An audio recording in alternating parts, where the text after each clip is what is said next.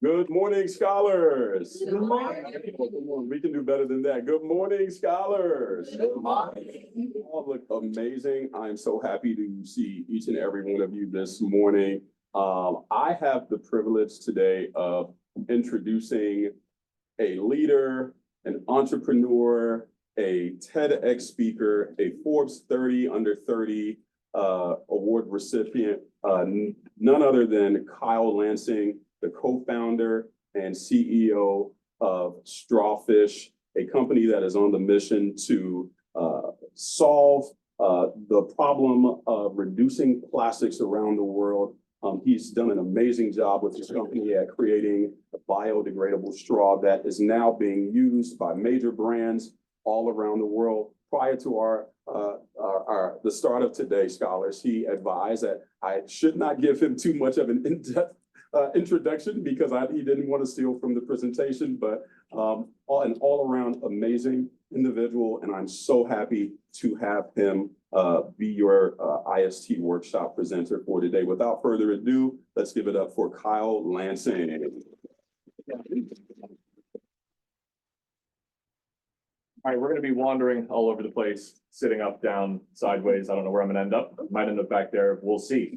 You guys are really close to me. This is interesting. Like he said, I am Kyle Lansing. I am 26 years old, so probably similar age to a lot of you in here. I started a company called StrawFish in college at FAU. Let's go Owls. No? All right. So, hey, it's all right. Both my business partners were here and they played soccer here. So Lynn actually more of us went to Lynn than FAU. So, but I was started at FAU. So I'm going to give a quick little walkthrough about me, my entrepreneurship journey, where we've been, what we've done, and then kind of get into just what we're talking about today, which overarching is going to be social entrepreneurship. And how you can create change in the world and also make money at the same time, and how sometimes that's easier to effectuate change than doing it through necessarily nonprofit model, which is a traditional model that you may see. Does that work? This isn't working. Now it's working? Yeah. All right. You have my map covered. And I have a laser pointer. I was born June 1998. That's it. Okay. I was born in Merritt Island, Florida. Anybody know where that is? You can't raise your hand because you do. No one knows where that is. You know where that is? Yeah, why? It's close. It's close. It's not that yeah. So see the little arrow? So there's right on the tip of Florida where that thing. I lived on top of that. A lot of space going on in that area, and a lot of water. I literally lived on an island. So I had a river on both sides of me and then a creek that ran right through the middle of it. So I crossed bridges every single day. Being around the ocean, being around water was always something that was a part of my life. That's kind of where the sustainability aspect came from, and just kind of being in and around this area all the time. We'll skip forward way far. In May, if June-ish, maybe right when I was 15 years old, I started my very actual first company where I LLC'd it. It was called Forever Roses. And I bought wooden roses online, and I got them for 10 cents, and I sold them to 7-Elevens for $1, who turned around and sold them for $2. And I sold them to every 7-Eleven from Daytona Beach to Vero Beach. And then my mom told me I had to stop because she couldn't continue driving me around all the time to deliver to all of these places. That was my very first business. And so I've always been entrepreneurship oriented or business oriented. Before that was doing the typical lawn care, just going around the neighborhood, mowing people's lawns, things like that. So it's always been something that's been part of me. I've never been able to work for anybody effectively or for a long period of time, because it always our ideas tend to clash, and I want things to be a little bit different. In May of 2016, I graduated from high school. Anybody other 2016 grads out here from high school? No? Okay, ish, maybe earlier than 2016. There we go. Got it. Nice. Yeah, so graduated from there, and then came down here to South Florida to play golf at Kaiser University, then transferred to FAU, and then started StrawFish 1.0, we'll call it, right there, original logo, 2019. January 2019 is when we started. We actually started as a paper straw company. We made one that didn't fall apart. We sold ad space on it and then gave it away for free. And that was our initial shtick pre-COVID. And we'll dive into a little bit that here in a little bit, and the problems we were solving with that and how these questions came up and how we solve these problems. And then in May of 2020, best time to graduate. COVID, great, graduated from FAU and got a cool piece of paper in the mail. And then they asked me a year and a half later if I wanted to walk, and I was like, no, we're past that point already. I'm good. We're fine. January 21 was really when we considered StrawFish 2.0 to be launched. It's when we have our material now. Once material R&D was able to be finished over COVID, we dove into material technologies in general, how compostability works, how all of these different technologies are actually supposed to be disposed of, and realized that it doesn't work, unfortunately. It should, but it doesn't. And so how do we solve those problems is really what we came up with and what we jumped into in 2021. So our first year back was 21, because obviously over COVID, everything was shut down. Yes. All right, we're gonna walk over here and get some water. So yeah, Exactly. as he said, Tedx Speaker, did that. That was really fun. That was definitely a goal of mine to do a TED Talk. I golf a lot. Any other golfers in here? Nice. Yeah. A lot of hands. Whoa. That's great. You golf or like, where do you play for here? Nah, Hmm. nah, I might walk on though. Oh, okay. That's dope. That's fun. Really, hey, if you don't need money, that's the best way to do it. Went to FAU, and then this year we were Forbes 30 under 30 for social impact, which was another goal of mine, was to be Forbes 30 under 30. Oh, beautiful. I like that. Is that the first I've seen that? That was good. Feel free to interrupt me too. I'm very ADD and I go all over the place. And if you have questions or things like that, will pop up. There's a lot of motion. I'll just sit one place. It'll happen. But yeah, so then I gave my TED Talk kind of just on the plastic problem, how people are viewing the plastic problem, and really the issues between compostability, biodegradation, and all of the fun that is surrounding that. Whoa, that worked. Okay. So this is where we dive into the problem that we are solving, which is generally the plastic problem, but it's more than that, really. You have everyone heard compostable, right? Sounds great. It's awesome. Does anybody know where the nearest industrial composting facility is? Exactly. Where is it? It's right above Lake Okeechobee. And they're the only one in Florida that actually accepts bioplastics as part of their thing. And that's really the problem. Does anybody know how, if you had a compostable product, how you would have to get it to that facility and break it down?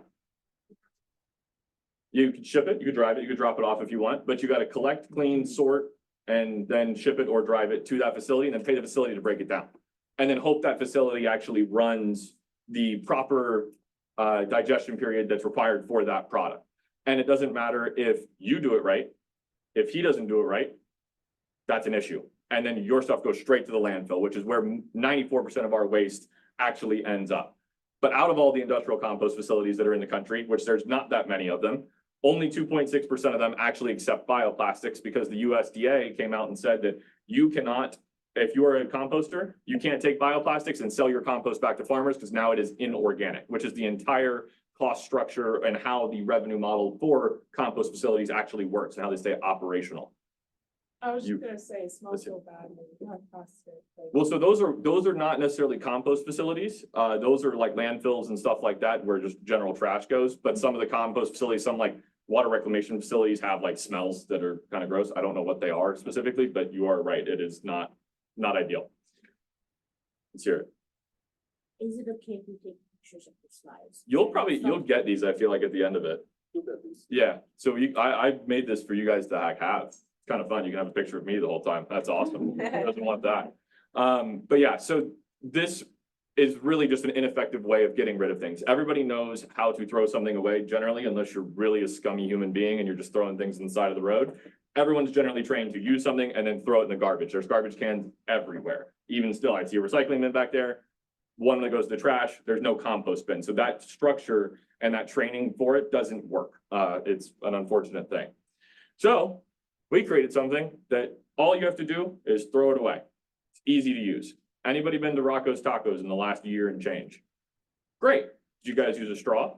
No. No. Oh, that sucks. Those are our straws. You can use them.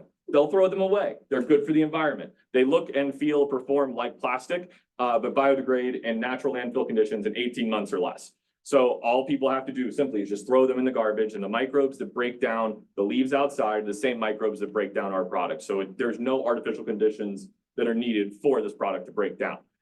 those are some of the questions that we have solved, where it's the ease of use, where consumers aren't going to go out of their way to, or most consumers, I should say, aren't going to go out of their way to go to the composting facility and go sort things and go pay to ship them. It's just not going to happen. And so we take a more realistic approach to sustainability in general, where it's just what's actually happening, and then can we mold into that? Does your product have any plastic or? So it's a formula that we've created, proprietary. It's all fun. But our testing standards are for, so you'll see this one here is a crease reel compost test. And so what it does is it's a test that was actually created by the Mexican government. And it takes a bunch of different tests and then throws them all together into one. So what happens is the products go into a soil, landfill, whatever that environment, which is without oxygen, and then it attracts microbes. They take build a film around it and then eat it. Has anybody seen Fantastic Fungi? Yeah. The first like 10 minutes of that documentary is exactly how our product works. So the fungi and the microorganisms that exist naturally are abundant everywhere. And it also allows our product to be very shelf stable, because generally where all of these things are being stored, they don't have a bunch of microorganisms and dirt and other gross things that are out there. So those are our testing standards. Does anybody know about BPI? Ever Biodegradable Products Institute? It's a certification you get for compostability. However, if you're not a certain material that is funded by all these, it's kind of it's not so great of a thing. So the BPI certification is a big one for compostability, and that's one of our big fights that we go up against. So these are some of our customers. They've been on Royal Caribbean ship. Anybody been to Cava? We love Cava. Yeah, exactly. Yeah, Cava's great. I'm very excited for them to expand. And then worked with all these brands and more, and still growing. I did not know you worked with both. I didn't know. Yeah, we did for a bit.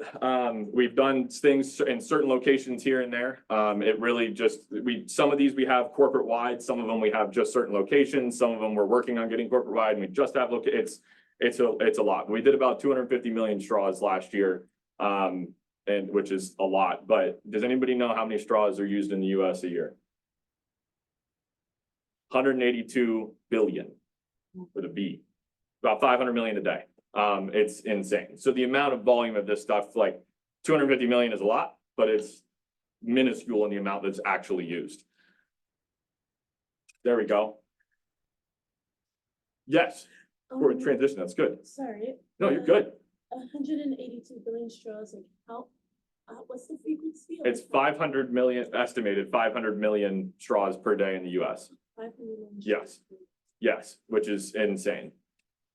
Is there like long-term business goals to be like for a lot of hotels? Yeah, we'll get there.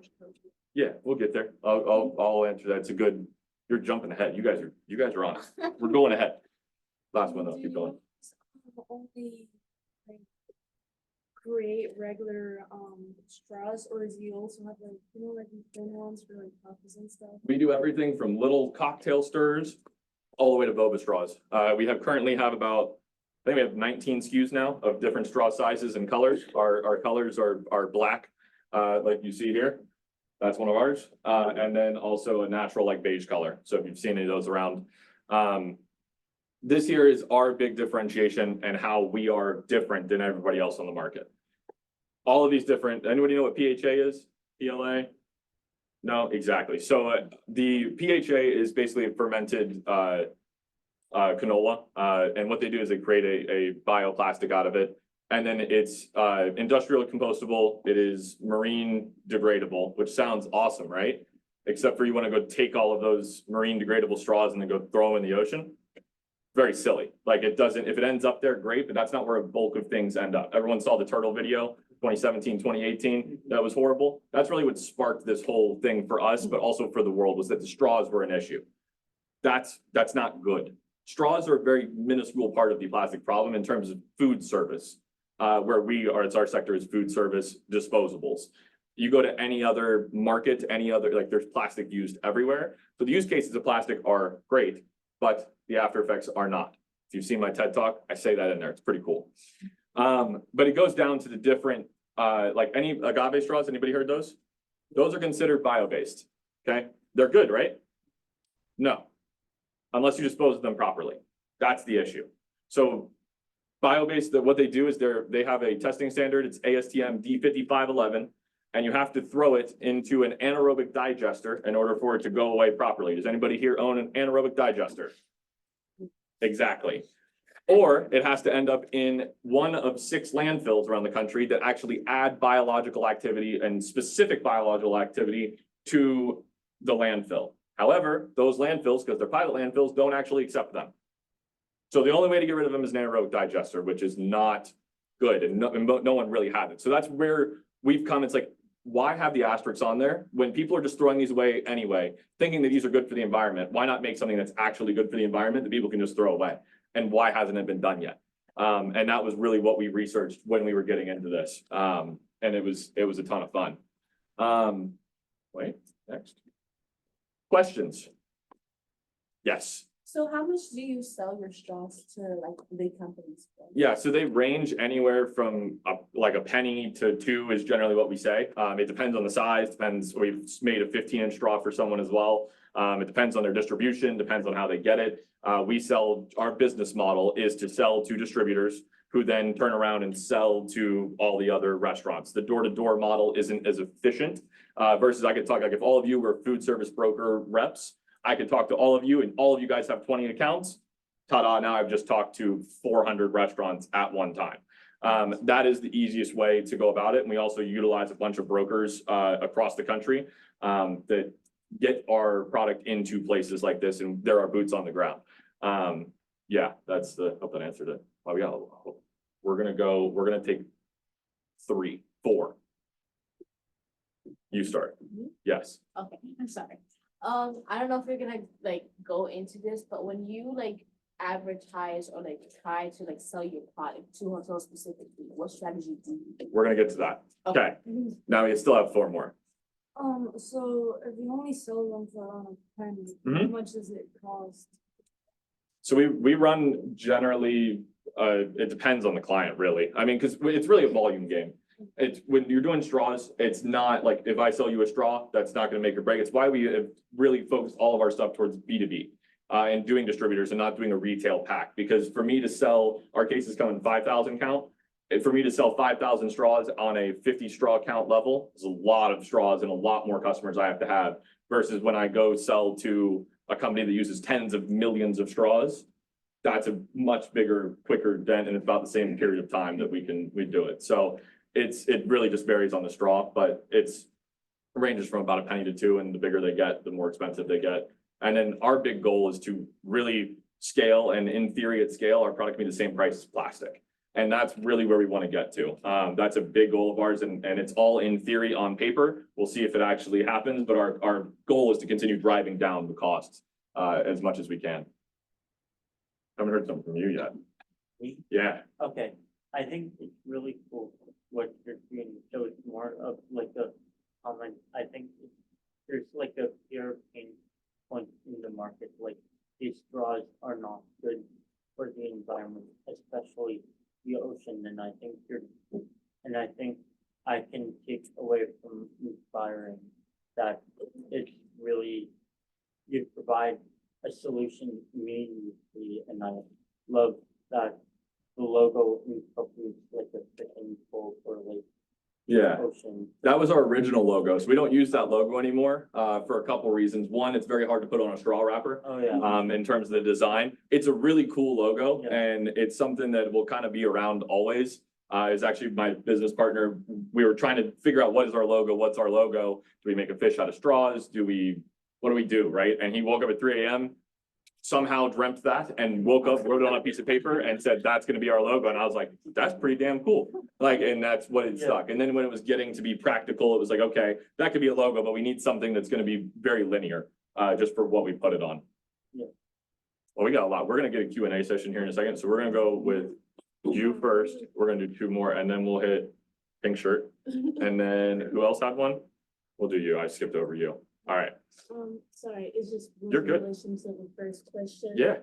So you just sell to distributors, correct? Is there a specific name for a business like that, or is it just You just say I sell the. Yeah, we're completely B2B, which is business to business. So we're just selling to another business. I'm not, not necessarily too concerned at the moment whether or not I'd like the consumers like you guys to know who we are. However, the person that makes the decision, the purchaser of whoever that is, that's who I really care to know about our stuff. And that's the really big important part is like, if you're gonna use it and where we look at sustainability is, people are gonna care, which is awesome. But there's a lot of people who just don't care and want to use their straw and want it to perform and want to throw it away. Awesome, great. You're gonna use our product. You're gonna not hate yourself because it's a paper straw, and then you're gonna throw it in the garbage, and that's it. Great. I don't really care if you care. I care, and we've come up with a solution to you wouldn't even necessarily know that you're using our stuff, and that's the big thing. I have two, it's quick. Let's do it.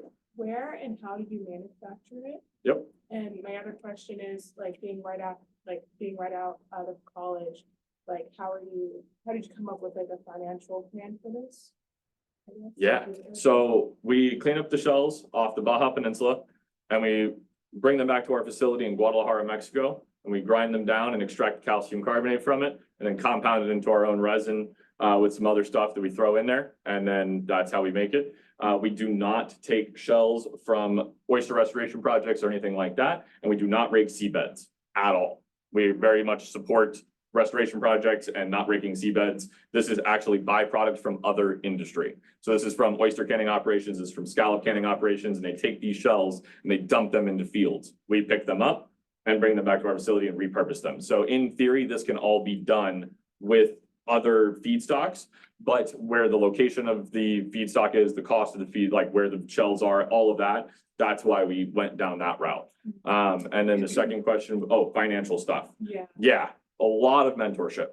We have a lot of people above us that are mentors of ours, but also just figuring it out. Like we just kind of did it. That's the biggest advice I give to people is just go out and just do it. We started with paper straws. That was like, I can't sell a paper straw because no matter how good my paper straw is, if I tell you it's paper, immediately all of you guys are like, nope, gross. Like immediately, no matter how good it is. So it's like, we had to overcome that. And it was like, what's next in the market? What's the next thing after COVID and what comes up? Let's get ahead of the curve.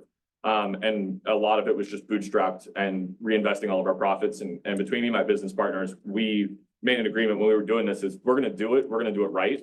And we're going to build a business that's going to scale. And if there's sacrifices that need to be made, like I was a bartender for a couple of years while we were getting this up and going, because everything was staying in the business. Investors love to see that. It also is a way that we can scale and not stunt the growth of our business. If we did not do that, we wouldn't be where we're at today. And then we'll get into other funding stuff in a bit. It'll be a blast. So, ask two questions. Did you have to hire somebody to make your idea a reality, like someone to run the manufacturing process? Yeah, so we have I have two business partners here in the US, and then I have two other business partners that are in Mexico.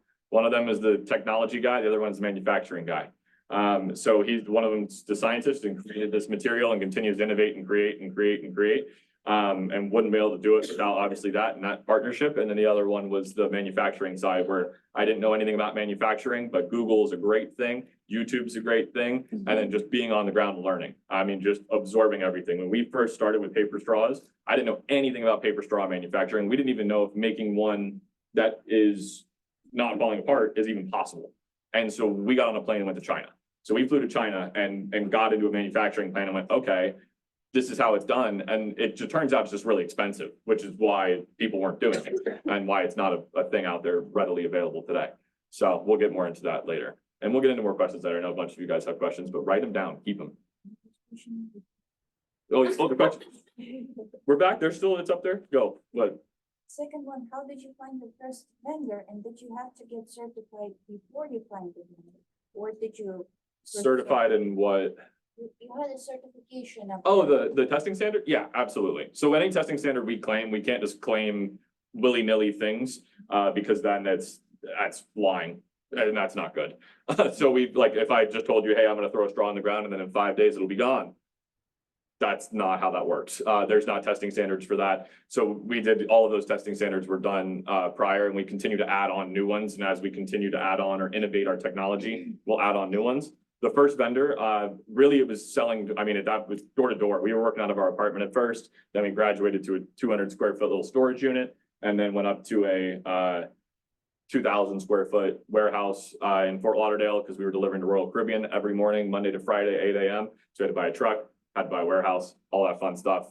It was just kind of figure it out as we go, and keep doing, really. And that's the biggest thing. But yeah, Royal Caribbean was our first major one, and it was really kind of serendipitous. After COVID, they were shut down for a year and a half. They had to get all new vendors for everything. We kind of knew that, started hammering at them, ended up winning their bid, and then that was where it took off from there, which is awesome. Whoa, that skipped. All right, so now we're just going to go into general social entrepreneurship as a whole. I'm going to tie in some stuff we've done, some stuff I've learned, all that fun stuff. Anybody know what social entrepreneurship is? All of your hands should go up. There we go. Now we're paying attention. Yeah, so really, social entrepreneurship just in general is, there's a lot of these companies coming up, and not necessarily just on sustainability side like we're doing in terms of the environment or the plastic problem or the pollution problem or any of that. Four Oceans an example of that. They went through FAU as well. They kind of had that, let's do a for-profit model where we can decide how money goes, and we don't have to deal with the nonprofit side where I got to go explain to the state where every little dollar goes and how this works and how that works. And it's like, okay, if you can do it for profit and you as yourself have a good mission and you can get people behind it, you can move a lot quicker and solve problems a lot faster than you can from a nonprofit side, in my opinion. Another one as well, anybody know Nightcap? You know what that is? Yeah, drink spiking prevention. That is a little scrunchy. She was on Shark Tank. She's actually up in West Palm, good friend of ours. She's awesome. But that is another example of a social company. I think everyone in here can agree that drink spiking is bad. Not a good thing. Shouldn't do it. Should never be a thing. However, it's an unfortunate reality. This gives a solution to women to be able to wear scrunchie that it's just nonchalant. And we can put it right over the top of the thing, use a straw through it. Our straw, hopefully, and then go down that route, which is solving a problem. She is a for-profit company making money doing it, but also solving a problem as well. Another one that was on the list for the 30 under 30 this year was they were the headliners for social impact, if you will. And this woman created jewelry that was send an exact GPS location and a 911 call directly to you are in distress that looks great. You can't even tell. Looks like a normal necklace, little button you push on it, boom, it sends a GPS location. She is killing it and everything. It's affordable and something that women can wear around, and it's a great thing. Solving a problem that is, once again, a social issue, I would think. And then the original, or kind of one of the original, Toms. Everybody knows Toms, the shoes. Buy a pair of shoes, they donate a pair of shoes. That's been around for a while. So those are just the examples of just social businesses that are doing good things without nonprofit, or like not nonprofit oriented, but the amount of impact that they've done is incredible. I think Four Ocean just said 35 million pounds, which is hard to like comprehend how much that is. It's quite a lot. Anybody in here have a social business that you're creating? Because this is going to be a lot of direct, like maybe you've already done this, maybe you haven't yet, or if you're going to be doing it. There's a lot of steps in creating any business, and doing a social enterprise isn't any different than that. You've got to find an idea, which in this case is a cause that you're passionate about. Because as an entrepreneur, you guys got to get yourself out of bed every day. It is what it is. No one's telling you, hey, you got to be in the office at 9, you got to be in the office at 10, you got to do this. I tell people all the time, I work all the time, but I work whenever I want. I go on cruises. I cannot be disconnected, unfortunately. It's just the reality of my life. But they have Wi-Fi on cruises now, so you can just do work from there. And it's like, I'd rather do that while taking a break for myself. I'd rather do it from a cruise ship in the middle of the Caribbean than in the office. But it's a lot of fun. The other thing that you got to do is identify the objections and what we call the no's, right? Why would people say no to you?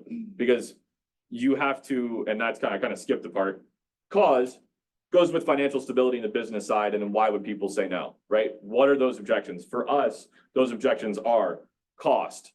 Paper straws, everyone hates them. I don't want it to fall apart, right? Okay, great. Let's solve that problem.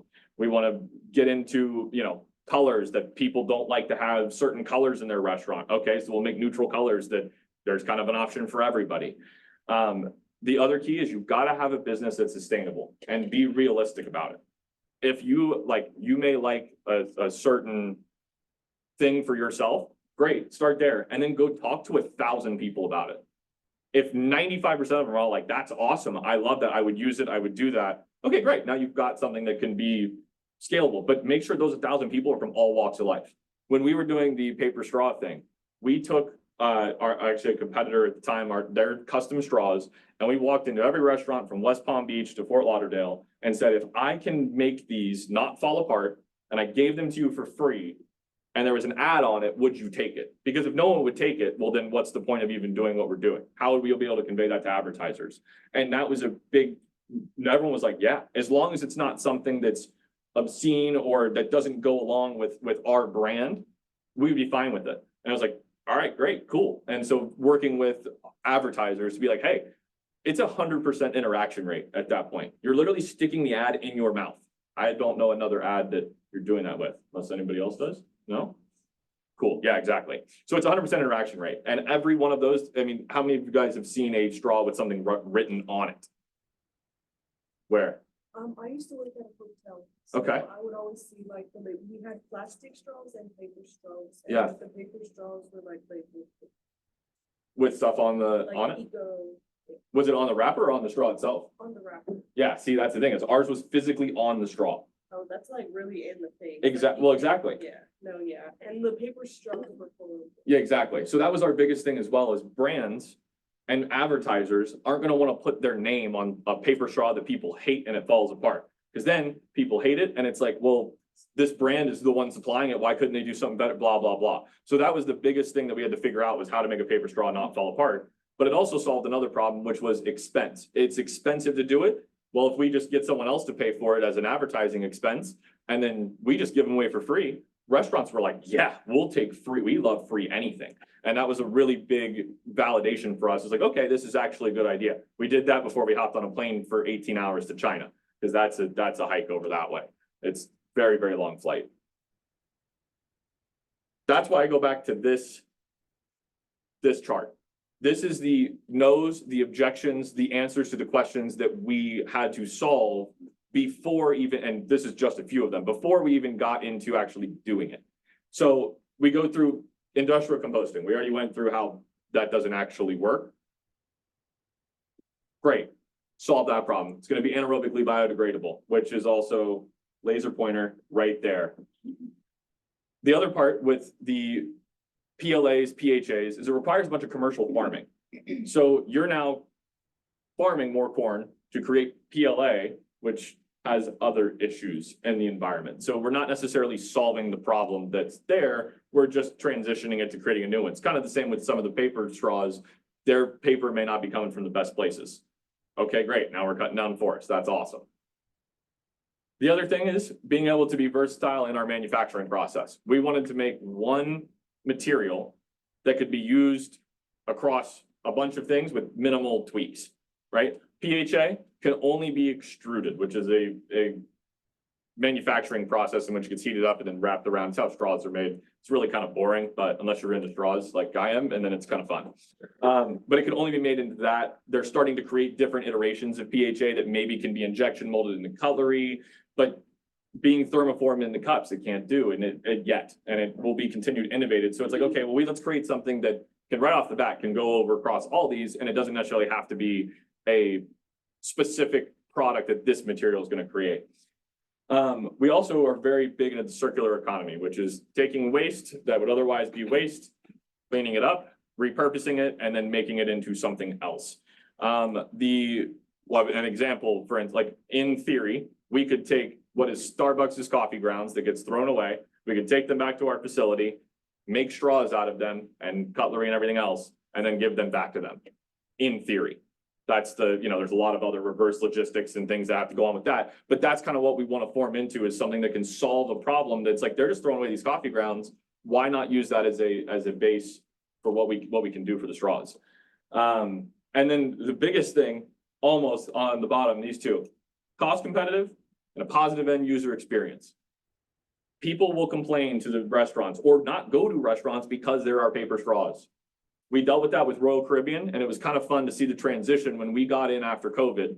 All the Royal Caribbean bloggers were like, oh my God, you guys don't have to bring your own plastic straws anymore. This is great. We have good options on board. It's because that was what they were telling people to do was you can't drink your drink, bring your own plastic straws on board. And people were packing their own plastic straws to bring on Royal Caribbean ship, which is like, that's not awesome. So we've solved that problem. And now people aren't bringing their straws as much, or they're bringing their metal straws, which is great. Like do that, please do the reusable thing. But in a commercially like scalable thing, metal straws aren't going to be it. You've got to pay for the washing of them. There's a specific way you got to wash them, and then people steal them because how easy is that to take a straw out, throw it in the bag, we're gone, and then they cost $1 a piece, and it really is a financial burden on the restaurant, which is not a good thing. And then you shouldn't notice your straw, really. You should use it if you want to use it, and then throw it out, and that's fine. And with us, if you look into us and you know what, hey, this is a StrawFish straw, people Google us, find out that it's good for the environment. If they don't, and they don't care, they're going to use it. They're not going to whine and complain, and then they're going to throw it away, and it's going to be awesome. This is where I think you asked a question about marketing earlier. So biggest, yes. Yeah, we'll get here in a second. So marketing for our business is not the traditional social media marketing that you hear. We have a decent social media, I think. It's pretty aesthetically pleasing, but that's not our main focus. A really, really big help for us was being on Royal Caribbean ships. So when we first started doing stuff with them, they said, hey, or we were like, we'll make you a custom Royal Caribbean straw. It'll be awesome. We want all this. And they were like, no, they're already on the ship. They're using the straws. They're already on the boat. We don't like, that's fine. You guys, the straw company, keep your branding on there. People will look up your company and go, oh, okay, that's interesting. Our wrapper and our logo is on every Royal Caribbean ship around the world all the time for the last 2 years. And we have been able to, oh, thank you. That's great. And celebrity too. So any of those, we've gotten so much traction just from being on the ships of, hey, I was on a Royal Caribbean ship and I saw your straw. How do I get them? How do I get them in my area? Everyone takes vacations. The purchasers that we need to get in touch with take vacations. Great, they're using a straw. And in their minds and what they see is, oh, I see an eco-friendly straw that Royal Caribbean's using that I've now used and it didn't fall apart. How do I get it? In my restaurant or in my restaurant group or in my locations. And having our brand around the idea of everything that we do and everything we stick our name on is going to be biodegradable. Bless you. So it's going to be biodegradable. And that's what we stick to. And we've been that way. Like it could have been very easy for us to go buy PLA and manufacture it and make a bunch of money off of it and just blast it out there as quick as we can. But that's not an honest solution, right? We don't believe in that. And nor would we take the time to go commercial compost stuff. So it's like, if we're not going to, how can we expect a bunch of other people to do it? And that was really a strong brand thing that we've done from the beginning. And people have now, as we've been for a couple of years now, we go to these food shows and there's a big one up in Chicago every year, the NRA show, the National Restaurant Association. It is the largest food show in the world, happens every year in May. And everybody who's anybody in the food service space is there. It is a 4-day show and it is very intense. But we have had brands come up to us that have simply surprised us and go, we know who you are. Like we've had Applebee's come up to us this year and go, hey, we want to start conversation. Like we've seen your stuff around and we knew you were here and that was just, we're going to come here. And that's a really cool thing for us because they also resonate. The name StrawFish, it's kind of an interesting name. People understand that. People see seashells and they go, oh, it's the seashell straw. We're the only one doing it.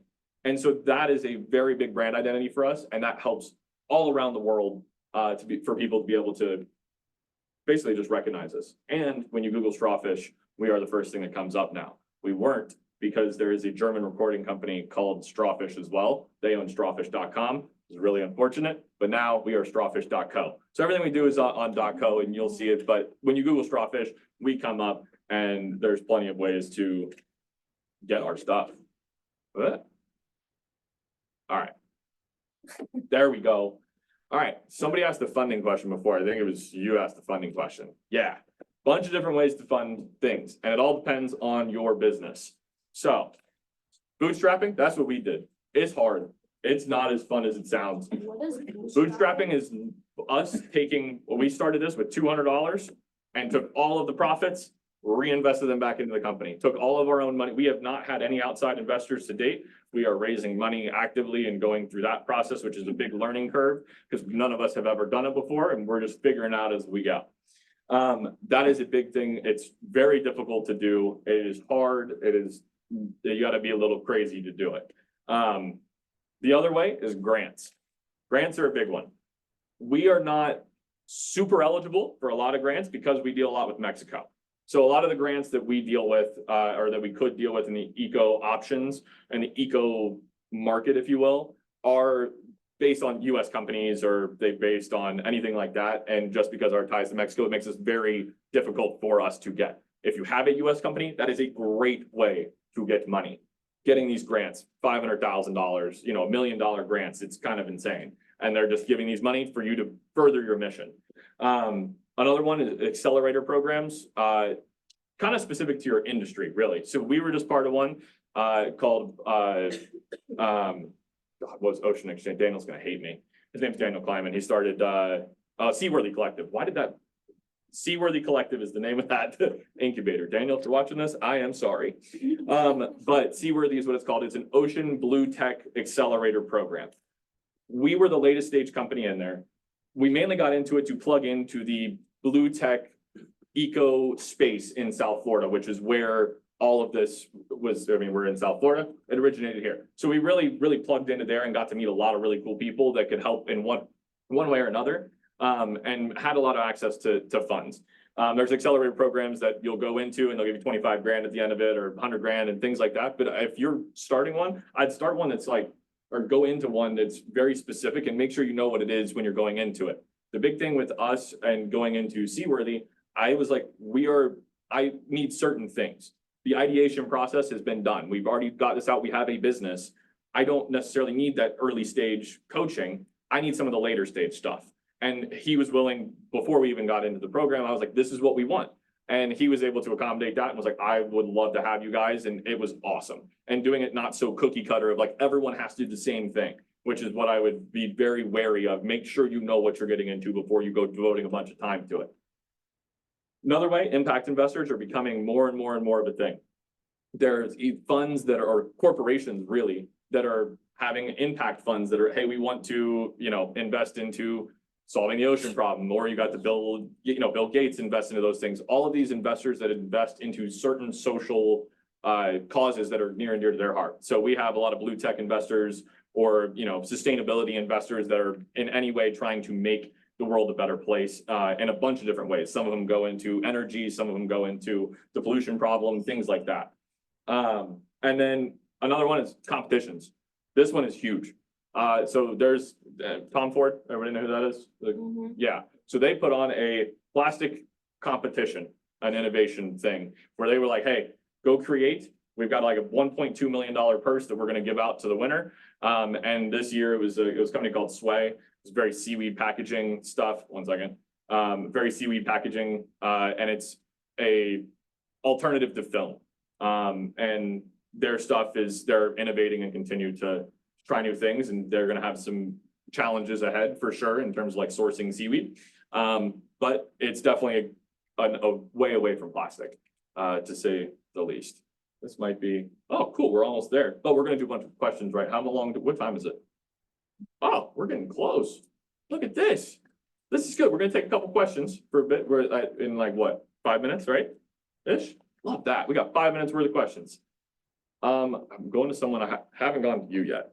I got two questions. Yes. One is you were talking about your brokers and your telemarketers. How did you get in contact with them? Was it through friends? Did you go out of your way to get in, like go to certain conventions or something like that to talk to these marketers? How did you get in contact with them? Yeah, so first, we don't use any telemarketer stuff.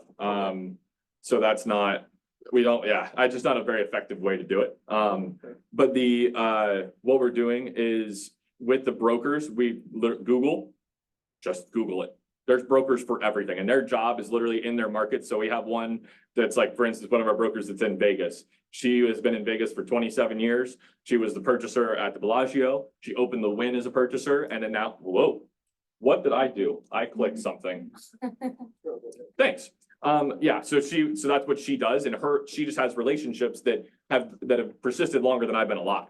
And that's kind of the stuff in our industry that we just couldn't get, talking to a bunch of people as well. Being at food shows where these brokers are at, looking for the new innovative things that they want to represent and bring to their clients. Those are the ways that we do it, but Google is a very powerful tool, and then just pick up the phone and calling them. Like there's numbers everywhere. You can put them on DM them on Instagram. You can go on their website and put things in. Those are a bunch of different ways to do it. What was your second question? It was about that you were talking about how you're not fixing a solution, but you are changing the course of the problem. But you said there's also gonna lead to a new problem. What is the problems that you're already experiencing and you're gonna be experiencing later on as soon as it starts occurring more often? Yep, one of the big problems is funding for us. Because we're growing so quickly and so rapidly, everything's going right back into the company and it's going into operations and not necessarily growth, which is one of the issues with bootstrapping and doing it yourself is like, you're gonna have to reinvest all this. And if you continue to scale, it's gonna continue to become the money just becomes bigger. And it's the same problem that we've had since day one. It's one of the reasons why we're fundraising right now, to bring outside investors in to kind of hit over that hurdle and be able to invest in the company and not just operate the company with the money. That's probably our biggest one. Suit. Yeah, there's a suit behind you too. Man, you guys are dressed up. Could you walk me through the grant searching and grant making process that you guys went through? Yeah, so we didn't do too much of this. And there's a couple reasons why. We've done a couple like innovative award things and some accelerator programs here and there. A lot of the grants that we were that we looked into were Mexico was a big issue.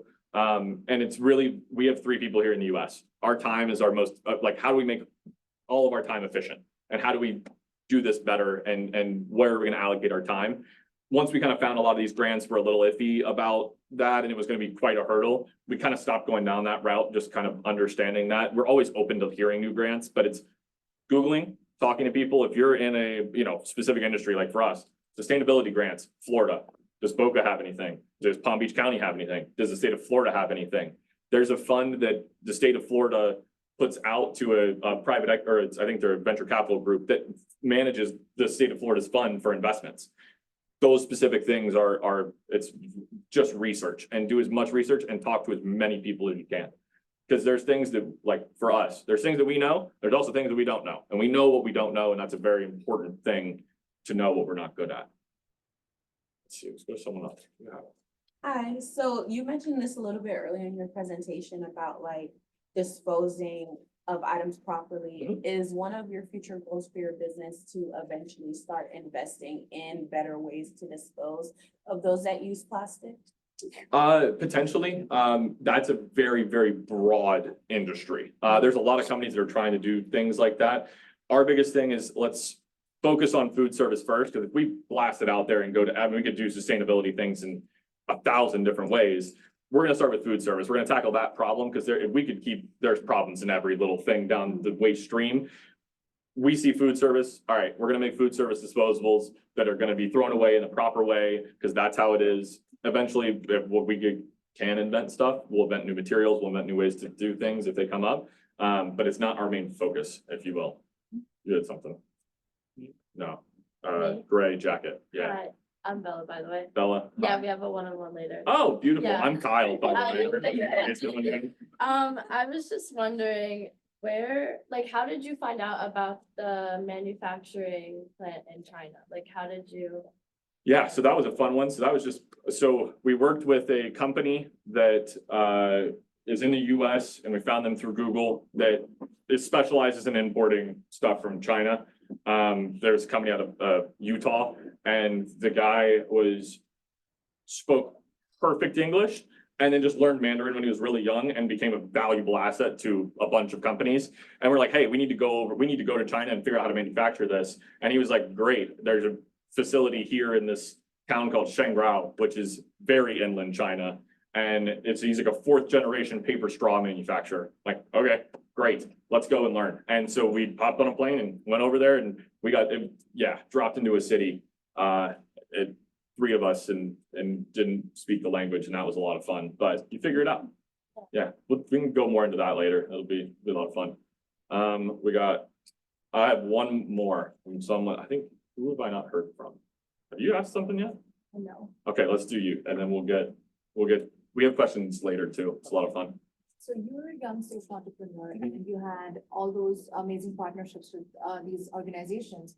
How did you what are the strategies? What was the journey that you went through to gain that trust, to get those partnerships, to get those people to trust you to work with you? Don't mess up. Okay. That's the biggest, so the biggest thing for us was Royal Caribbean was it was having a plan when we were going, how are you gonna make this many straws for us? I was able to tell them that on a call off the top of the head. This is how we're going to do it.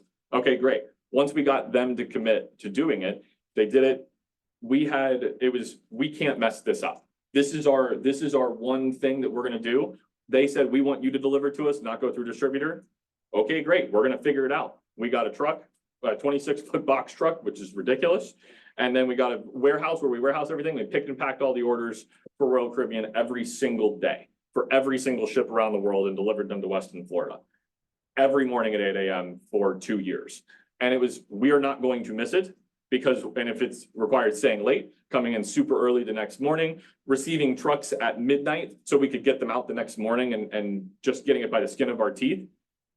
You just figure it out and you make sure that you don't mess it up. And then what could go wrong and already have solutions for what could go wrong and really get into that. Which in this little workshop we're going to do later. That's one of the big things is figure out what could go wrong and have solutions to it before. I think it's great. Wait, now I can. Break time. All righty, scholars. So it is currently 10:52. We're going to take a 5-minute break. So let's plan on being back in our seats at about 10:57. And then we'll go ahead and get started again. Let's give it up for Kyle. Well, yeah, and then use the restroom, stretched. 10:57. See you in a bit. What I wanted to avoid is all you guys getting together in the same group. You're welcome. All righty. We'll wait for what? Wait, we're gonna get it? You're good. It's okay. It's okay. We're good. All right. You're gonna start. 1, All right. And then 3, 4, 6, 1. 2, 3, yeah, okay. 4. No, guys. This is No, you said 4. you said 4? Yeah. I heard 3 and I was like, this is 2, okay. We're good. 4. 5.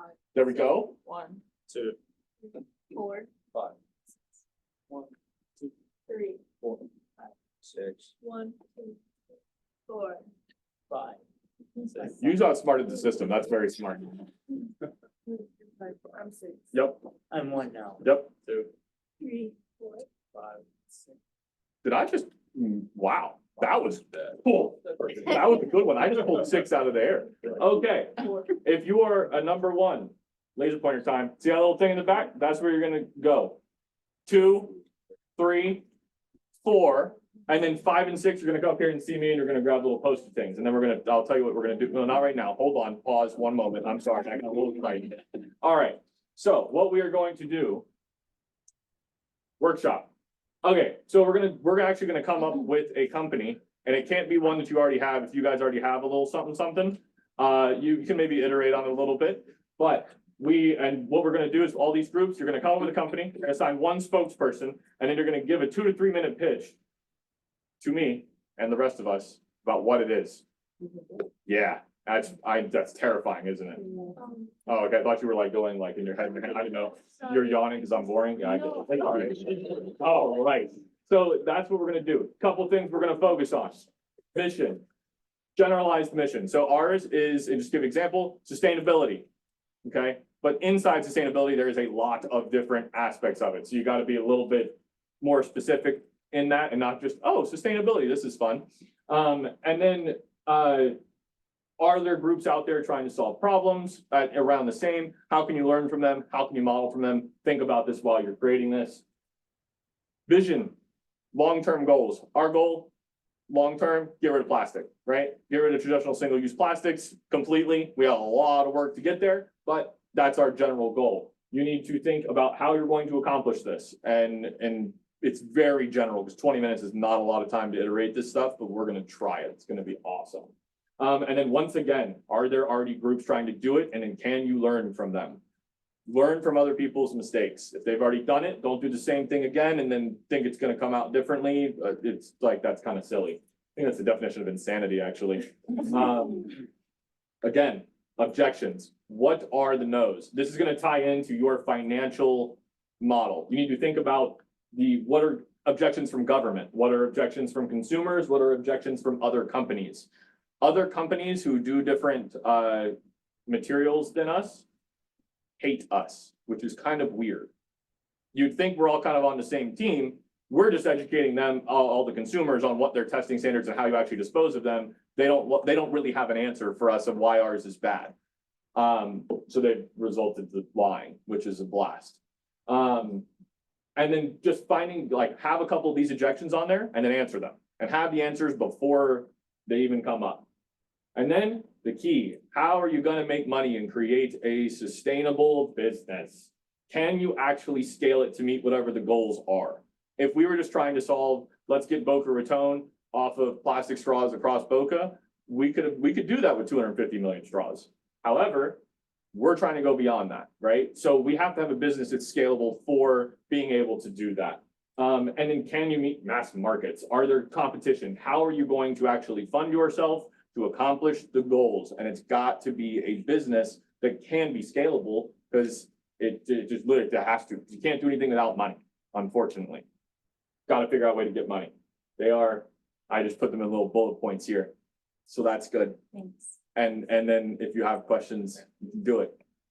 Any initial questions? Great.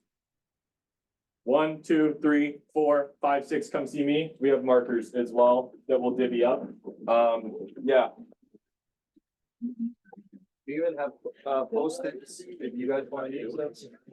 Thanks. All sorts of materials. Thanks for questioning them. Post-its are fine.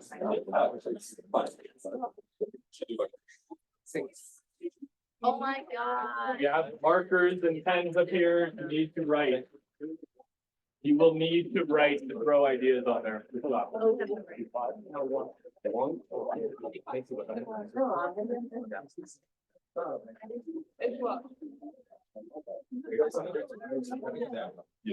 Six can go in that corner. Here, we got 2 markers right here. Put them in. Yeah, six on that side and then 5 can go here. You want pen? No, I'll grab Pens, markers.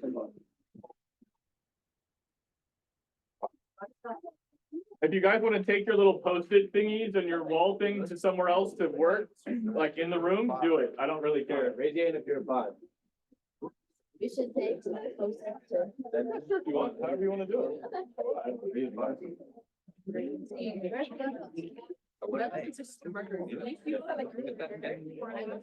Any dark. Sorry. Oh, we're getting specific about color now? Is that what we're doing? Here, this is like perfect. Here, give that a go. We'll decorate. There you go.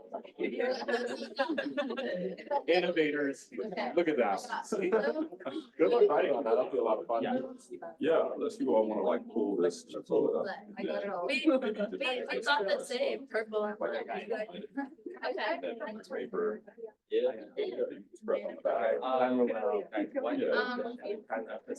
What area? So I need it.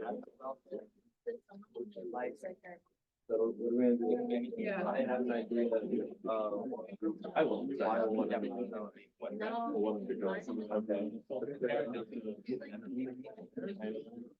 yeah, hopefully, we can write here. Oh, okay. Yeah. So let's go to the next meeting. I've got the title right now. So we have bio. Yeah, biodegradable bread. What's that? No, you have.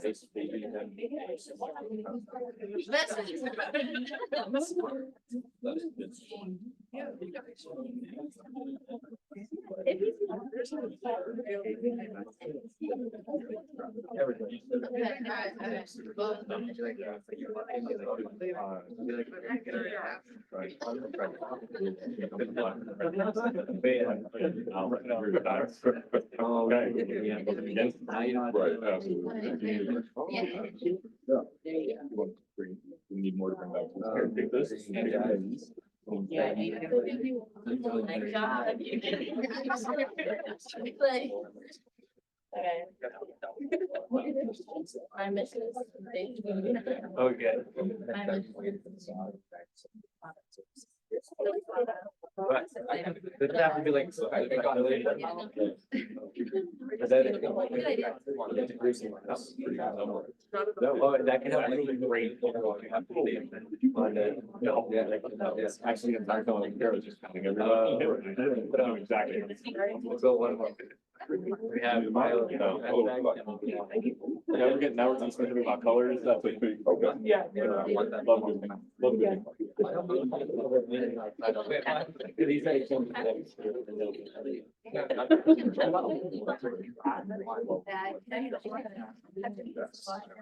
I'm gonna ask you. I know. Like, if we were. What about?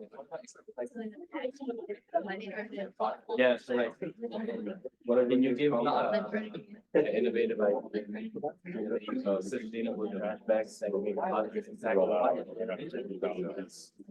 That's not, why don't we have an international like website that's much cooler?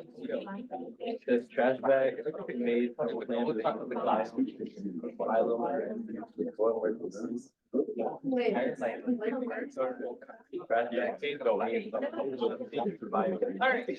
But that's not really for us, okay, but it's not, they're making good money.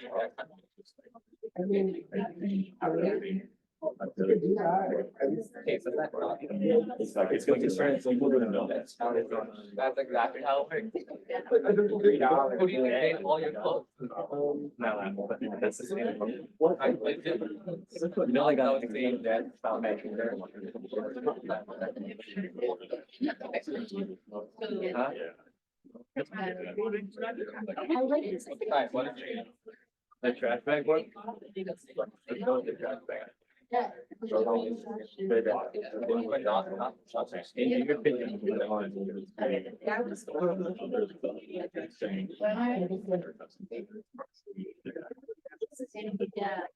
Yeah. I think great. I to another third party that's not. I don't know, biometrics.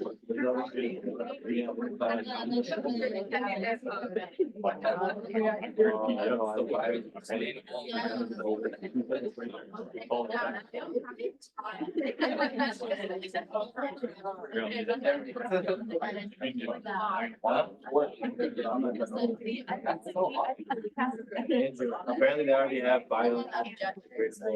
Well, yeah, there's gonna be competitors. But I guarantee that they most likely do not have a compound that.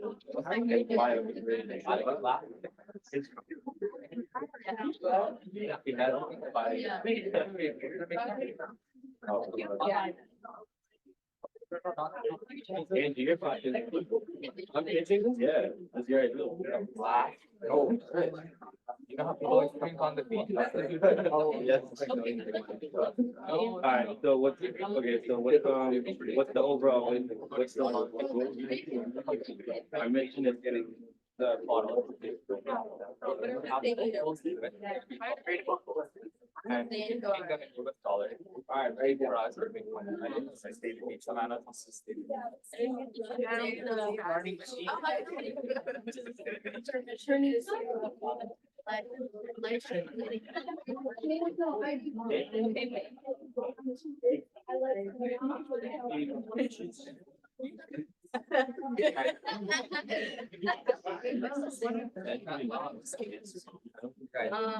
Mission.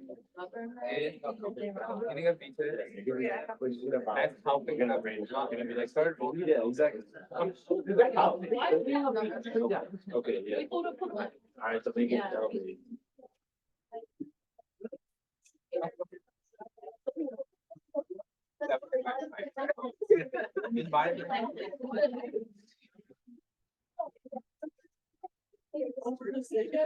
No one's taking it.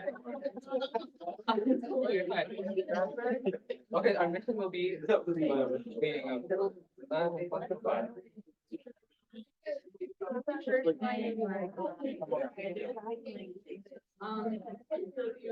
To reduce plastic pollution, promote environmental sustainability. Okay, actually, I kind of agree with you. Why don't we just like make the. Right there.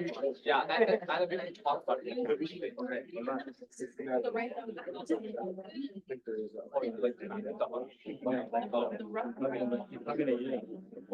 I know, you know.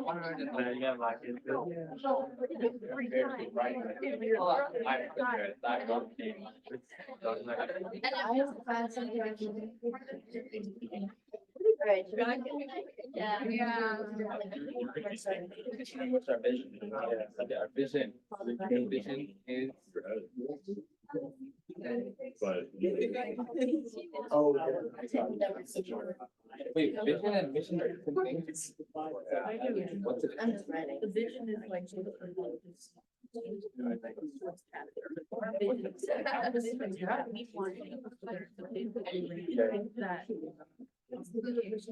Take my participation on play paper. Oh, okay, that makes sense. If you're gonna do that, I'm gonna really be ready. No, do it. Do it.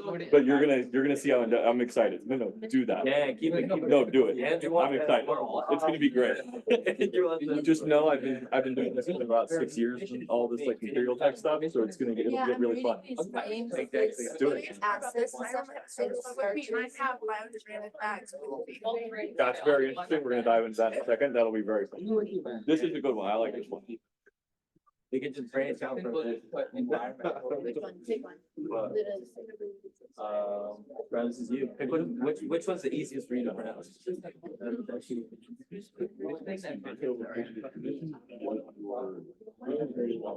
I have to.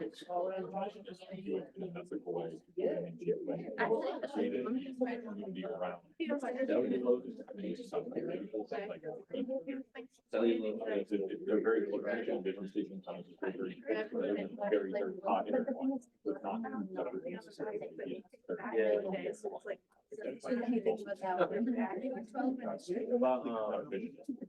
All of that. Yeah.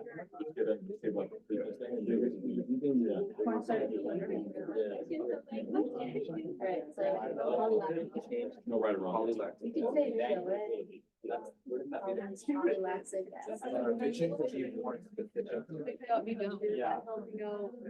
Yeah. So the mission would just be environmental change. But mine. I also want to write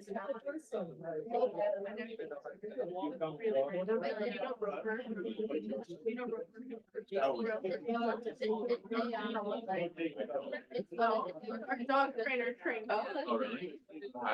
Wait, you see on icon? Hold on, icon, right? Yeah. I've seen some. Yeah.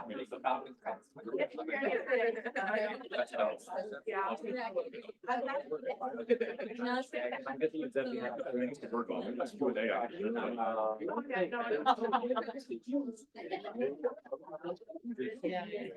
Change it a little bit.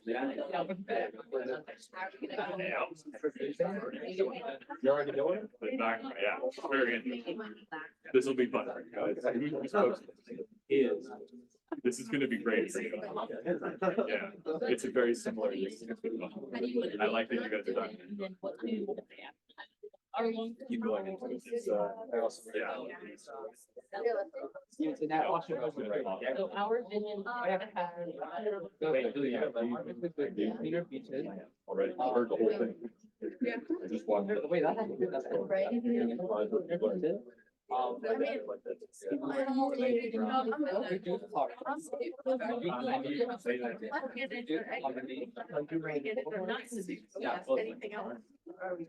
you said you're not right? Because my dad, my like parents. My right with the left. My grandmother was. Actually, yeah, never mind. And that's the left and the other one, and then forced to right, which is. And then the third one, yeah, and more fast. Yeah, the third one.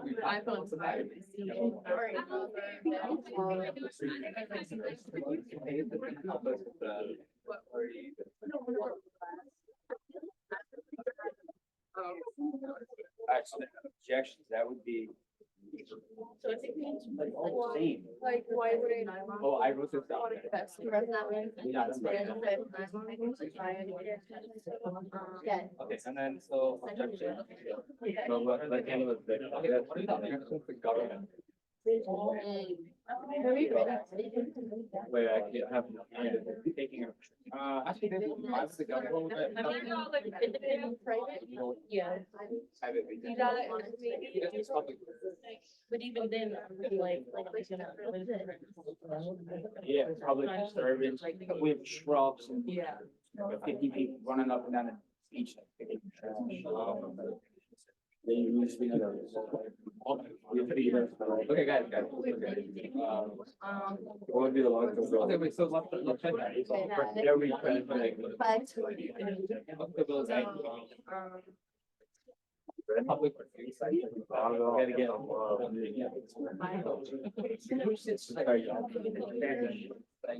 the total like being loud. Yeah. No, it's gonna be Yeah, public. it's like that. I'm not doing it. I'm gonna. But if it's biodegradable. I'm gonna make you talk. No, but I would fully, like. That's not a team. It would never work. It's not gonna work, but. It wouldn't, yeah, it wouldn't. Words. He's like, I know it's not, but it's. Biodegradable trash bag. Well, see, Yeah. Okay, I can't wait. I don't even know. You're in there.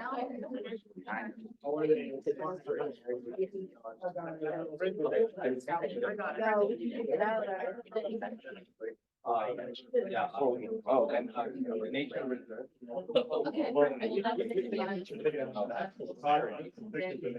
If you know what that says.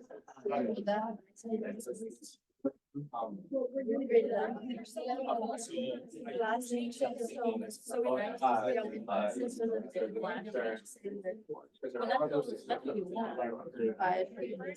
you can't go on and.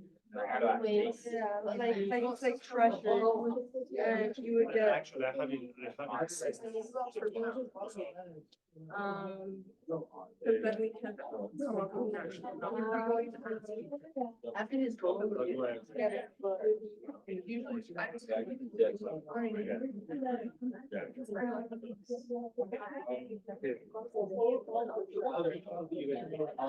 What company is? Be like, oh. Yeah, people. Yeah, people can be like, oh, well, Okay, I think we're good on it. I think. yeah. I'm fine.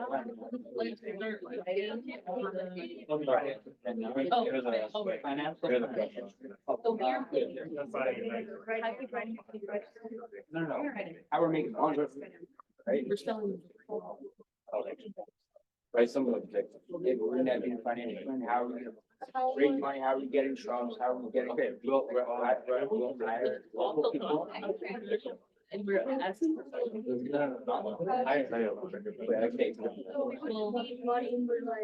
You said several, yeah, so that's what I'm saying, so you wanna pay somebody out there and you have to import it here, That would not be. it's not cheap. That's Not the importing, right? Yeah, you can pay someone, actually, you got $2 an hour, okay, fees per month, but then you get to ship it here. Very expensive. don't know the exact number, but it's expensive. Why don't we tell locals that? Yeah. Saying like, Deerfield and Delray Beach, and I'm thinking, why don't we tell locals? No, I'm saying tell your children for, and we would have.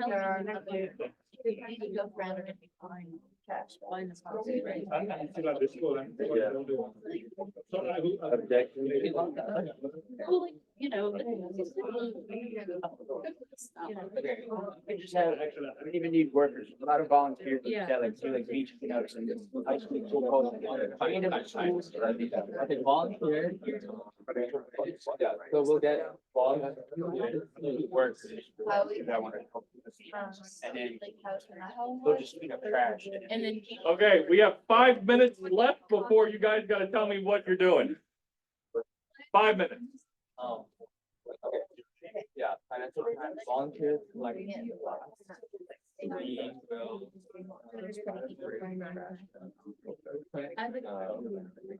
Okay, that's it. I'm telling you, so you can get it.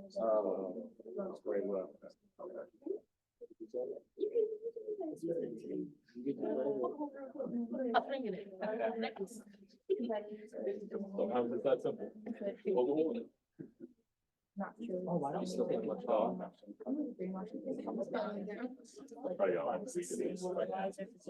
The volunteers are. Yeah.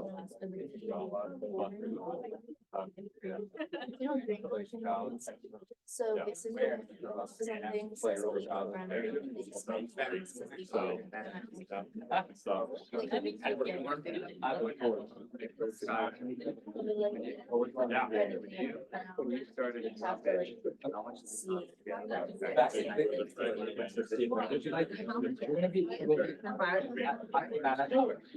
Great, I know.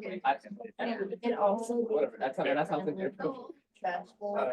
Yeah. Like, Yeah. and throw them out. But then- I have.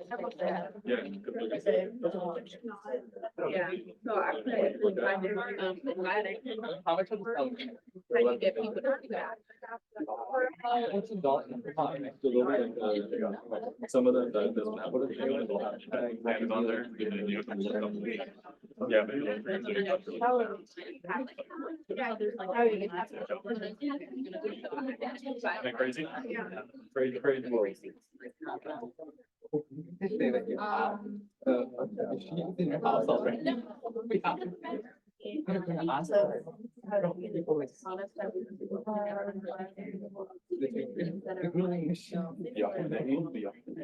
What's the name? What's the name?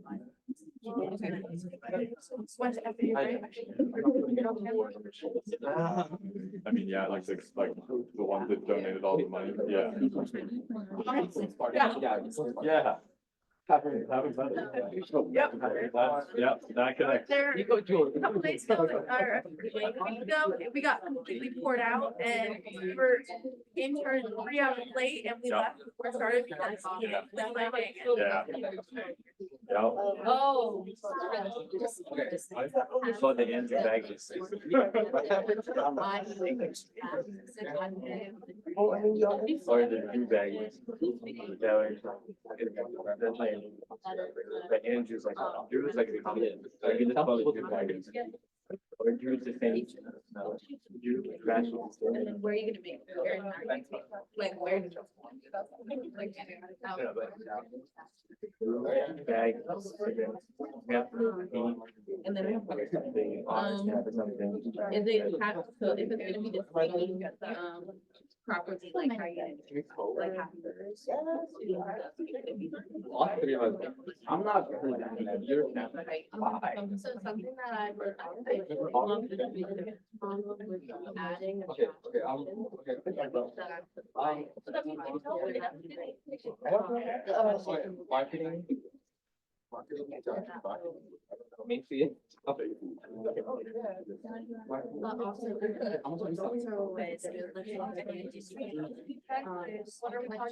are we talking about a ring or what? Okay. And then that's. There we go. Anywhere between like 5 and 20 dollars.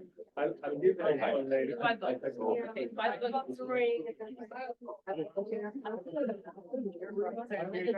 Yeah.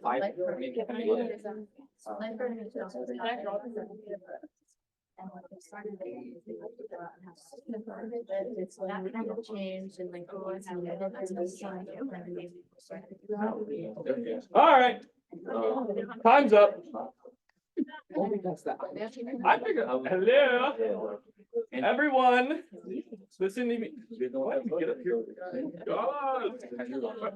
All right, stop talking for 2 seconds, 1 moment. All right. God, that's great. Okay.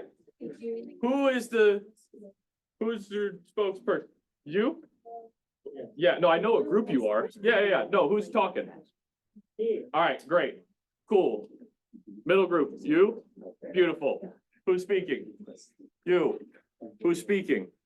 You. Who we got? Us too. Us two? Yes. Who's speaking? Andrew and her. We got two as well? Jeez. Yeah, they changed the trend, so. They changed the trend? Yeah. Just gonna follow them? Yep. We're gonna see if it works or not. Alright, see it. All right, let's see. Guys, hello. You gotta listen to everybody else because you're gonna have questions too. It should be great. You can learn a lot from them. I'm gonna make y'all go first actually now. Okay, actually, no, I'm not. Group 3, you're going first. Everyone else, 1 moment. Guys. We're getting there. All right. Go. So my name is Nadia. Our company that we came up with is Second Place Cafe, which our slogan is more than just a cafe. So our mission is to provide a supportive space to the youth ages 16 to 21 who are facing disabilities, mental health challenges, and financial hardship, while being a quick for community and access to essential resources and support. Our vision is to empower the youth with age of 71 now overcome their challenges and help them to feel prepared for their future and be hopeful for that future. So what do we want to provide and what are our objectives? We intend to be able to provide food resources through either having discounts on our discounts and promotions and our shops, while also having food drive where we donate food that may be left over or specifically given to us to be able to give to the youth. Then we also want to provide clothes in our donation station that we will have. It's going to be a little section of our shop of our cafe where kids and students can come in who might be going to a job interview or who might be homeless and need clothing. They can just come in, sign up, and get those resources. Then we also want to host resourceful events where these events will be based on mental health outreaches. We will also do job searching help and then also provide help with finding further education. Okay, pause. Pink, continue. Yeah. Yep. That's a fun, you guys all worked in a group, you all should know. So I mean, we all sat there and talked about the basics of it, right? I came up with that about 5 minutes ago, by the way. That was a fun little thing in my mind. So you guys seem to got ahead of the curve there. Provide a space for the community and it would be space needed for Second Place for the youth. For our financial needs and resources, we want to focus on location, food, utilities, staffing, licenses, equipment, marketing, inventory, tech, utilities, loans, investor, and emergency funds. And in total, we think what we will need is $250,000 to $750,000.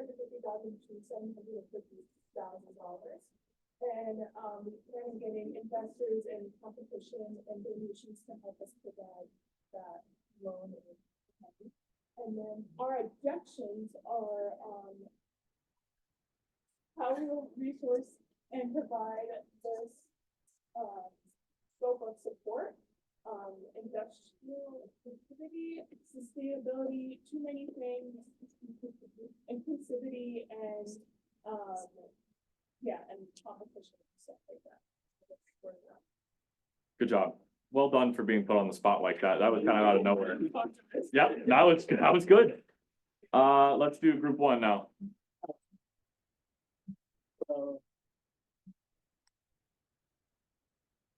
So hello, so we're presenting EcoThread. So our mission is to provide a sustainable future of investment style with sustainability, reducing the negative impact of single-use pieces. Our vision is that we see a world where single-use t-shirts don't negatively impact the environment. Our objective is mainly the materials. We're working with scientists to make best possible products for your target customer. The price is sourcing discarded materials, and then our financial plan is to sell the t-shirt printing company in bulk, and our target market are universities, large companies, and we will apply for sustainability grants and government grants, and selling, the price will be $80, cost of manufacturing will be $4, and $8 to sell and $4 to make, and our action plan is to start locally and grow nationally. Yeah, that's what it is. Love to hear it. See, now we got two people are automatically going with two. See you guys. Okay. Sorry. Our company name is called EcoJewel, and our mission is environmental change through jewelry making. And our vision is to have clearer beaches while providing volunteer opportunities for people and while having a more fashionable society. Our objections would probably be like public disturbance. Public disturbances, like people are coming on the beach, some people might not like it, but I don't think that'd be a huge issue. Environmental preserves, so we can't go on certain beaches that probably have restrictions on them. And of course, there are also private beaches, so we won't be able to access them. Our financial plan is so I don't think money is our main objective. I think it's more change. So we're gonna like get volunteers, like high school volunteers, or like perfect company team building opportunities where companies can come to the beach, pick up glass from the beach, and we would take the glass from them, and then we would make the jewelry. And then we would do marketing by Chelsea and Macy. They would help us with marketing, and we would make the jewelry at Savannah's home. In Deerfield, we have all the machines. And yeah, and the average cost for like jewelry that's not like high end is actually somewhere between $5 to $50 in the US. So that's where we would market our range depending on the price, and the piece. So yeah. Great. Good job. Thank you. It's the best one I heard. Being done in the house. It can be done. I've been there. Thank you. I never agreed. You did agree. Yeah, you really broke there real quick. That was good. You guys. Okay, we have been living in a world of modernization for the last 20 years, especially after COVID. And yet the lifeguard world is still 1,000 years behind us. They are still living in the 1900s. And with Sustainability Watch, our mission is to revolutionize the lifeguarding and medical industries by making equipment and supplies more sustainable. Our vision is to see a world where not only people will thrive through medical safety, but our underwater ecosystems will thrive along with it. Our objections are that, people could say, how are you gonna reuse the biodegradable items? These would be one-use items such as Band-Aids, gauze, tissue, anything medical related. Other objections would be, how much of this are you willing to make? Well, our first batch is going to be probably around 100 of each item, but in the future, we are hoping to upscale and expand. And in order to expand, we would need $100,000. And with that money, we have the power to transform up to 10 beaches, 10 beach systems, and their communities could be changed through our product. But it will cost money. The recycled metal, the bamboo, the nylon, and the trash cans that we want to put onto the beaches, they will cost money. But once we can do that, then we can do direct sales. We can go directly to them, door to door, or should I say beach to beach, and go and sell those. But then we do B2B. We'll do business to business. Once we get one beach of Boca Raton, then we get all of the beaches in Boca Raton, then Palm Beach. And then we want to expand all the way down to Miami, all the way up to New Jersey. And with that, we'll have the government partnerships. With the government partnerships, we could do grants, we could get all of these things that will help us to get the money to expand. And how will we expand? Bootstrapping. We're gonna put all that money that we get in there, put it right back in, and we go. Change the world, one beach at a time. Wow, there you go. Cool. So a goal is to create a world where you don't feel guilty about being colorful. We specialize in meat plants, so mostly on wood herbs or indigo herbs that are sustainable herbs that you can use to that good. We are inspired by Adriana's beautiful shirt, please stand up. So I saw it and I thought, okay, we need to make something like that, but in a way that doesn't harm the environment and doesn't cause cancer. Because the main dye that is used to turn clothes blue is called an azo dye from the French word azo, which is in our language nitrogen. Well, it's really damn harmful. So we decided we're going to take a couple of herbs, source them from a local farm. Not very local, it's in the UK actually, but we'll find a way. They are non-profit and they will provide us the herbs we cheap. To minimize the time we spend on this, we will try to optimize every single process of ours. By probably finding a manager or an expert, we will find experts also. Competition. We don't really have competition because mostly organic clothing comes in a loungewear, homeware type of thing. We are creating a luxury brand, luxury feeling of looking brand, a price that's not as luxury, that's affordable. As for our certification, we will try to find the good.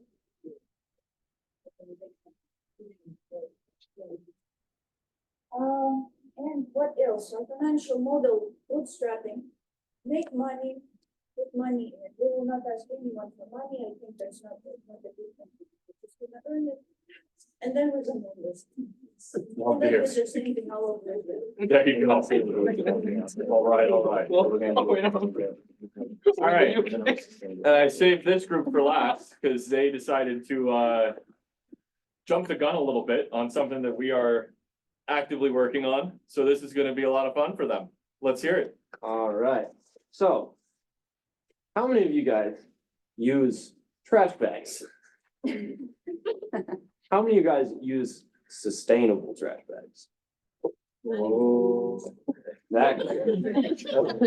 so, our company, Drew's Green Bags, are Nice. biodegradable trash bags, and our mission is to revolutionize the waste management by producing high quality biodegradable trash bags made from polylactic acid, or PLA for short. How are we gonna do this? We're gonna get money from investors, we're gonna get money from grants to source the manufacturing. Yeah, we're gonna get money from the investors and grants to make the money to be able to source out a manufacturer to be able to make our product. And then we're gonna take it. Yeah, and then our goal is to be the leading provider of PLA trash bags in the global market. So we're really aiming to go around the world in sustainable trash bags and trash. And then also by 2030, we wanna establish partnerships with major retailers like Target, Walmart, and Publix, so we can establish our product in those retailers. And then we also have objections. So a big one is like greenwashing. So you see a bunch of eco-friendly trash bags everywhere in all these stores, but are they actually eco-friendly? And ours actually is. We want to really differentiate ourselves from those brands and those greenwashing products.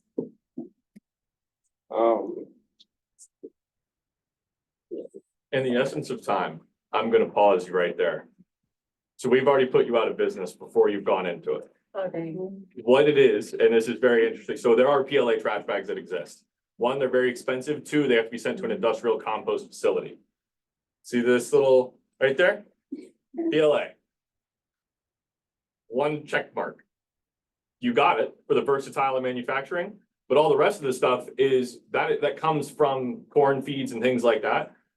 There are a lot of companies that do exactly what you guys do. We are trying to solve the problems in which we think that would be. It's a great idea because we're trying to do it, because why not? That's a huge waste stream. But PLA is a very interesting technology, and also doesn't hold up in heat. So it's very hard to transport. You have to transport in a very specific way. You guys wouldn't know that in 20 minutes of trying to do this. We've been doing this for 6 years. And really understanding the different material techs and things like that, which is what we've dove into and learned about and done a bunch of different things. PHA couldn't be made into a bag because of the properties of PHA. You couldn't blow it into a bag, which is how these things are made. It's a very interesting, I'm kind of fun that you guys picked that. There are a bunch of, I know you said your dog bags, the other ones, they are probably made of PLA, the eco-friendly ones. And it's different, basically to do this as well, all you need to do is just find a third-party manufacturer to manufacture it. So it wouldn't necessarily need to own a manufacturing facility. We didn't own ours at first, and have acquired it since. But love the thoughts. But these are the objections where when we go against our competitors, this is exactly what I'm going against.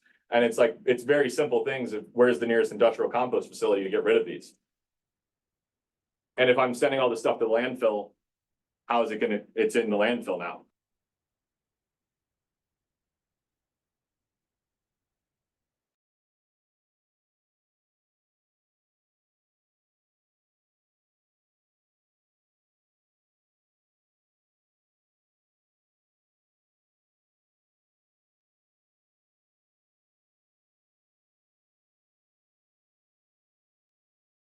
And thanks for being a good sport back there for me, calling on you randomly.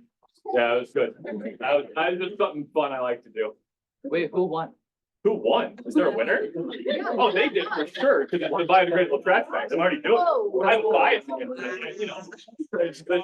Scholars, what we're gonna do, we're gonna take our seats, we're gonna do like Bobby, one Q&A, and then we'll.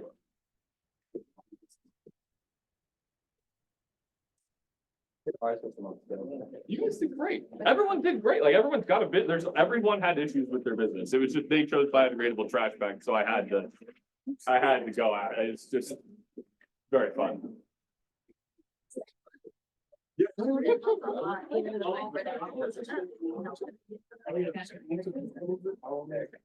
It could be Kyle. Yeah. The paper, so that's for them. Okay.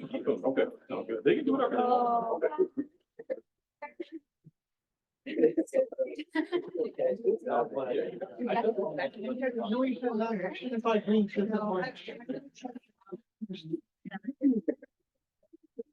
Oh, good. Oh, yes, no, Eddie, you make sure that, should say orange to the green. Gotta be more careful with that. Yeah. Well, I mean,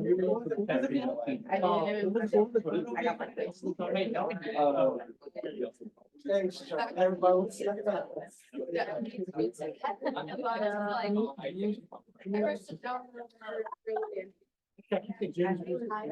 One day. At the golf course, I like to golf. It's no more deeper meaning than that. I don't even know which golf course it is. Yep, I thought that was like your manufacturer. that's Alzy. Bayou Owls, that's where I went. Good times. And then that's me at the Forbes 30 under 30 launch in New York. So those are those pictures. And I just wanted to, I could just put Q&A in the middle, but it looked boring. So I reused some pictures. It was great. Copy and paste is awesome. Alrighty, that was good. I very much enjoyed that. There is don't get me wrong, these guys up here with the biodegradable trash bags, they knew what was coming because I saw it and was like, this is gonna be a lot of fun for me. It's also just, you had 20 minutes. I've had 6 years to learn this. I had no clue about straws or manufacturing or anything 6 years ago, but learned and learned and learned from people who knew it a lot better than I did, and then just digging in and doing research. To come up with this in 20 minutes, pretty quick. It's pretty impressive because PLA is a thing. You can do it. There's a bunch of companies doing this model right now and reselling the stuff with different material techs and all that fun stuff. And yes, hopefully we will be getting into trash bags and other items out there, poly mailers, bubble mailers with our material resins and things like that, because there's a lot of applications for our product. And with that, question. Also, if you have a one-on-one with me later, save them until then and let the people who don't, or if you're lunch or anything like that, save it for then. Yeah. I do have a lunch with you. Oh, sorry. You're going to lunch with me? I do. All right, no. I just said that. I couldn't have said it sooner. All right, go. Ask the question. Go quick. You were talking about earlier, you were talking about utensils, maybe Yep. making them compostable. Is that one of your plans for the future? We make currently cutlery as well. So we do fork, knife, spoon, and we do a wrapped one. Cups are what's coming next. Cups is our next one. Yeah, it's a blast. So yes, we have, and I can pretty much say I've thought about every application almost over the last 6 years of our material technology and what we can do with it and the problems we can solve. We could sit here for hours and dream up the different things we could do with it. We have to stay focused because otherwise we will spread ourselves too thin and fail. Yeah, We'll take these last two questions just for the sake of time. love it. Do you consider yourself like a risk taker, especially with the China trip and everything? Oh, yeah. So what would you say is the biggest risk you've taken? Ooh, that's a good one. Probably starting this business. I mean, it's everything that we have as the founders is in the business. Business goes under, like everything we have is invested in the business. Like I said, you gotta be a little crazy to do this. You gotta be a special type of person because it's not easy. And I tell people all the time, they come, oh, I want to start this business because I want to work whenever I want. And I was like, yeah, all the time.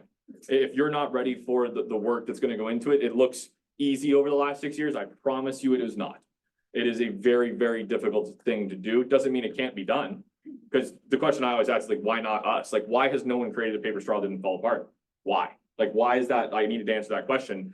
It can be done. And then it's like, okay, well, it's cost. All right, well, then how do we solve that? And that's why we got to where we got. But you have to be a special kind of crazy to do this. When now, I mean, going from what is just us three in the US that's all we had to worry about to now employing 40 people down in Mexico where their families rely on us to do our jobs and us to get out of bed in the morning. It's like, all right, that's a lot of pressure. But it's grown from being nothing to being something, and it's an interesting thought. Follow up. What advice do you give to someone who's on that path and like locked in, always into that, and kind of risk taker like you? Make calculated risks and then do things. Just do it. Like you're gonna fall on your face and you're gonna fail. Figure out how to get back up. But take calculated risks. Like we're not just like with cups, for instance. We're about to spend $500,000 on a cup machine. I'm not doing that just out of, I think we can sell cups. We sold 2 million cups as a pilot by sending raw material to a different manufacturer that we're friends with and partners with in Mexico that made sample cups for me that we then sold, and we're like, all right, it's here. And then here's the objections and the problems we have that we need to bring manufacturing in-house because I've got to reduce the cost. I've got to do all these things, but I know I can sell them. I've talked to I've got a list of probably about 400 customers, brokers, distributors who, as soon as we have cups, they want them. And they want to see them and they want the samples of them immediately. And it's a calculated risk where, yeah, we're putting a lot of money on the line, but I'm pretty damn confident it's going to work out. Thank you. Last question. Yeah. Okay, so we're all starting out on our business and I'm learning a lot, but I also believe that I won't know everything until I actually start. So what was the biggest lesson you've learned through this whole process that you didn't know before? And also how big is your team for this business and what to, was there anybody you didn't know you needed, but anyone you didn't need? Lots of questions in there, and we'll sum it up. So biggest lesson I've learned is, that is a very good question. You guys have very good questions.